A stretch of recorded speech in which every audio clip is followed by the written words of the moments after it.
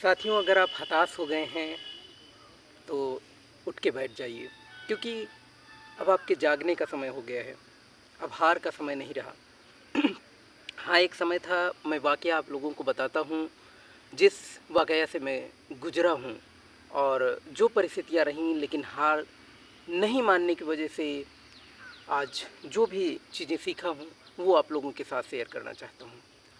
साथियों, बात उस समय की है जब मैं ग्रेजुएशन कर रहा था और मैं एक ऐसी डिसीज़ से गुज़र रहा था जो मुझे अंदर से कमज़ोर कर रही थी, काफ़ी ज़्यादा कमज़ोर कर रही थी। हालाँकि ग्रेजुएशन पूरा हुआ और मैं एक ऐसे संस्थान से जुड़ा जो कि यूपीएससी की तैयारी करा रहा था। वो गवर्नमेंटेड था, मैंने जॉइन कर लिया और जॉइन करने के बाद मैं कुछ दिनों तक रहा। लेकिन वो समस्या जो इंटरनली थी, वो डिसीज़ काफ़ी ज़्यादा हावी हो चुकी थी मेरे ऊपर और मैं पढ़ाई से बिल्कुल नेग्लेक्ट होता जा रहा था और मेरा जो माइंडसेट है, वो इंटरनली अपने आप में लगा हुआ था। मैं काफ़ी कमज़ोर हो रहा था। लेकिन धीरे-धीरे मैं यहाँ तक कि इतना कमज़ोर हो गया था कि दोस्तों के साथ में मैं अपनी फ़ोटोज़ क्लिक करते हुए शर्मा रहा था। ये समस्या बहुत बड़ी थी मेरे लिए और मैं अंदर ही अंदर घुटन हो रही थी।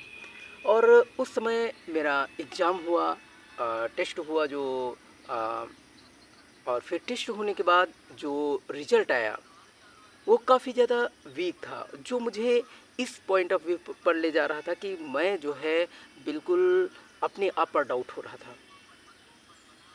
और मुझे उस संस्थान के प्रिंसिपल ने बुलाया और बोला, क्या बात है, तुम्हारा ऐसी कंडीशन क्यों रही? और मैंने जो है अपनी कमज़ोरियों को, कहते हैं अपनी कमज़ोरियों को बताना जो है मैं उचित नहीं समझा, क्योंकि मैं संस्थान में बड़ी ही मेहनत के माध्यम से क्वालिफ़ाई होने के बाद उस संस्थान में गया था। इस वजह से मैंने बताना कुछ उचित नहीं समझा, लेकिन उसका खामियाजा तो भुगतना ही था। मेरे काफ़ी कम नंबर आए और उस मार्किंग की वजह से मुझे उस संस्थान से निष्कासित कर दिया गया। साथियों, ये मेरे लिए बहुत बड़ी समस्या थी। मेरे पास कोई संसाधन नहीं थे कि मैं अब अच्छी तैयारी कर सकूं। मैं यूपीएससी की तैयारी करना चाहता था, बहुत ज़्यादा मतलब वो थी। लेकिन और उधर मेरी जो डिसीज़ थी वो काफ़ी ज़्यादा फैलती जा रही थी। और फिर मैं एक डॉक्टर के पास गया। लखनऊ में काफ़ी स्पेशलिस्ट डॉक्टर हैं। मैंने जब उनका इलाज जब कराया तो मुझे 2 महीने एडमिट होना पड़ा और उसके बाद लगा कि शायद दुनिया में अपने शरीर से ज़्यादा कुछ भी महत्वपूर्ण नहीं है।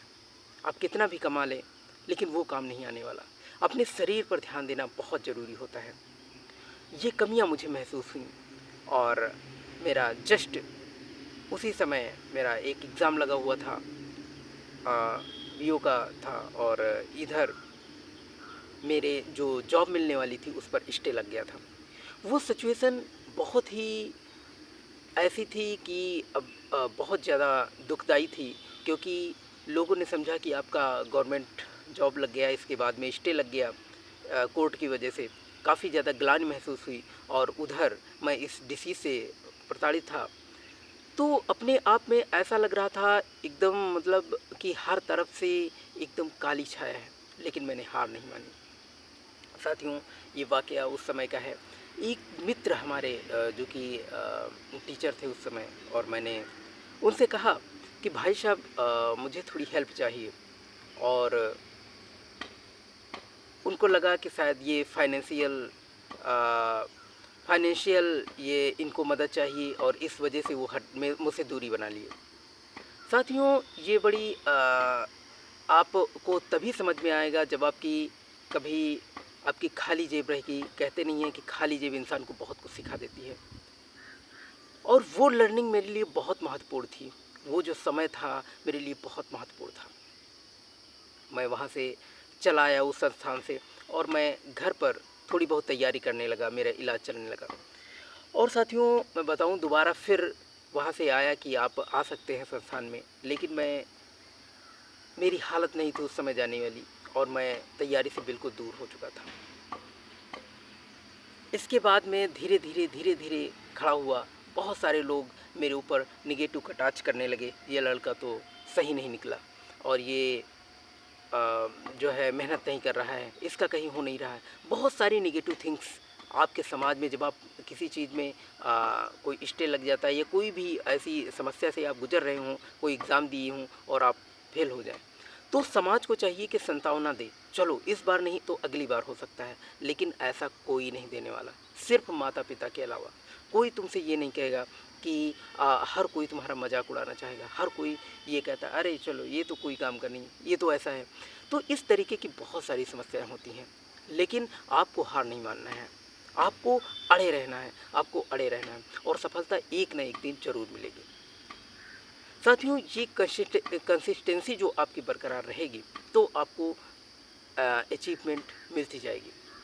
मैं फिर बाद में टीचिंग करना स्टार्ट किया, प्राइवेट जो है कोचिंग पढ़ाता था और फिर धीरे धीरे अर्निंग होने लगी और मैं अपना ये था कि थोड़ी बहुत अर्निंग हो जाती थी। इसके बाद खैर गवर्नमेंट जॉब भी ऑफ़र हुई और इसके बाद में लेकिन लेकिन कोई भी एक पावदान मिल जाने से, एक प्लेटफ़ॉर्म मिल जाने से आप उसके अकॉर्डिंग और कुछ नया करने की कोशिश करिए और कुछ नया ढूँढने की कोशिश करिए हर दिन।